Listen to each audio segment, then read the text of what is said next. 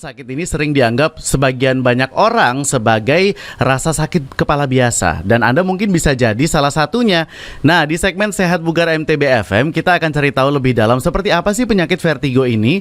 Di studio sudah hadir nih seorang narasumber kita yang akan menjawab segala pertanyaan dari Mitra MTB, dan tentunya kalau Anda pengen berkonsultasi juga bisa nih. Sudah hadir Dr. Frederick Hendrik Moniaga SPN, yaitu spesialis saraf atau neurologi Rumah Sakit Adi Husada Undaan Wetan. Selamat pagi, dokter. Pagi.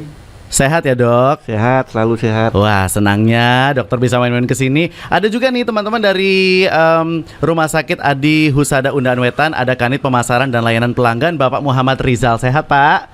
Sehat. Kunjungan kedua ya, Pak ya? Ya. Baik, dokter, kalau kita berbicara tentang penyakit vertigo ini, mungkin sebagian orang menganggap itu adalah, iya nih, ini vertigo saya kumat, itu seakan-akan adalah sesuatu yang sangat ringan gitu loh, Dok. Sebenarnya apa sih yang kita rasakan kalau misalnya kita ini kena vertigo, Dok? Iya. Jadi vertigo itu suatu rasa sensasi gerakan bahwa kita merasa sekelilingnya itu, lingkungan di sekitar kita itu bergoyang, atau kita merasa lingkungan di sekitar kita yang bergoyang terhadap kita, dan biasanya disertai dengan gejala-gejala lain seperti mual, muntah, keringat dingin, dan sebagainya. Jadi kayak mabok gitu ya, Dok? Iya. Rasanya seperti itu, Dok? Iya. Jadi kalau misalnya, jadi beda signifikannya antara vertigo dengan sakit kepala bagaimana, Dok? Kalau sakit kepala itu nyeri kepala, seperti orang bilang seperti rasa kepalanya ditekan, cekot-cekot. Kalau orang bilang, waduh dok, skala sakit kepalanya itu cekot-cekot, nut-nutan, itu baru sakit kepala. Tapi iya. kalau vertigo, sakit kepala nggak tergolongnya, Dok? Jadi sering orang menyampaikan itu sakit kepala, tapi begitu ditanya lebih lanjut, apa yang dirasakan? Muter. Oh iya dok, itu kayak goyang, kayak naik kapal. Nah, itu seperti rasa bergoyang dengan sekitarnya. Habis ini rasa dunia berputar. Nah, itu vertigonya. Tapi itu sebenarnya bisa digolongkan sebagai penyakit nggak, Dok? Sebenarnya itu gejala ya. Vertigo itu suatu gejala yang timbul dari banyak penyakit. Jadi itu sebenarnya kalau penyakit yang menimbulkan gejala vertigo itu banyak. Ya.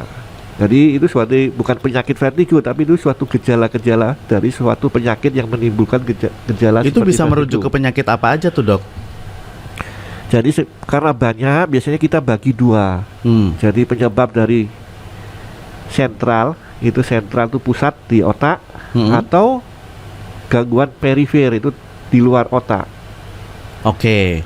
Jadi di dalam otaknya sama di luar otaknya, Iya. yang akhirnya menyebabkan vertigo. Berarti ini kalau untuk mengetahui secara fix kita punya sakit vertigo, itu dilakukan tindakan apa, Dok? Jadi biasanya kita kalau ada pasien datang, kita lakukan pemeriksaan.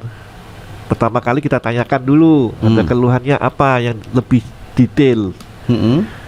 Jadi, oh ini pusing. Terutama kalau berubah posisi, ya kita mungkin ada suatu tanda-tanda. Terus ada tanda keluhan lain enggak?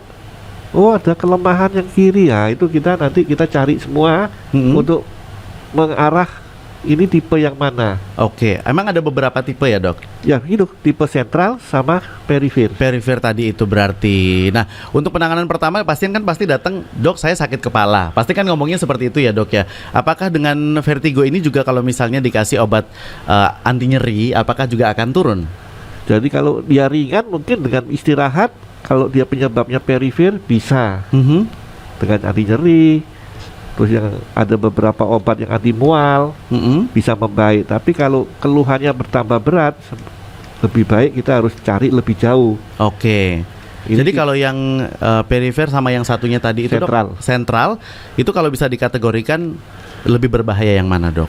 Lebih berbahaya yang tipe sentral, itu yang otak, penyebabnya di gangguan di otak. Gangguan di otak. Ya. Oke. Kenapa bisa seperti itu, Dok? Karena jadi penyebabnya, jadi kalau di sentral itu kita harus cari itu penyebabnya. Apakah ini suatu gangguan pembuluh darah di otak, stroke gitu, orang awam bilang. Stroke juga begitu ya, Dok? Iya. Jadi kadang-kadang pasien itu datang keluhan penderita dengan keluhan vertigonya, bukan saya stroke, enggak.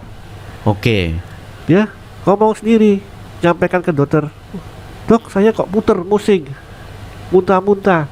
Nah, kita harus waspada. Ini ada stroke-nya enggak? Oke. Jadi harus diidentifikasi itu dulu ya, Dok ya. Iya. Terus yang sentral juga yang sering ada tumor. Ada tumor, Dok. Iya. Ya ampun. Tumor di daerah tertentu dia bisa juga vertigo. Mm-mm. Bisa. Dan yang itu sering. semuanya ada di kepala ya, Dok ya? Ya. Oke, baik, itulah Mitra MTB ya. Sedikit tentang ulasan kita di awal ini tentang vertigo. Jadi itu bisa dianggap sebagai suatu respon tubuh kita terhadap suatu penyakit gitu ya, Dok, Iya, mungkin ya. gejala. Di gejala dengan adanya penyakit itu akhirnya gejalanya munculnya namanya vertigo, Mitra MTB. Tapi kenapa ya, Dok, orang-orang apakah itu bisa dikategorikan sebagai penyakit ringan, Dok? Kalau dia keluhannya ringan, mungkin sama masyarakat dibilang aman, terus gak apa-apa ini tidur.